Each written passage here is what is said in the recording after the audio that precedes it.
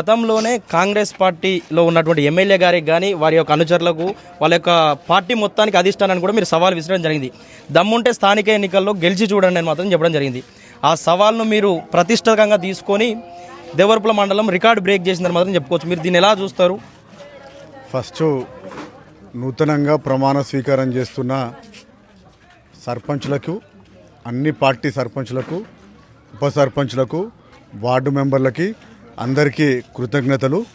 ఇకపోతే ఆ సవాలు కొన్ని ఇబ్బందులు, తప్పుడు ప్రచారం చేసే క్రమంలో ఆ సవాలు చేయడం జరిగింది.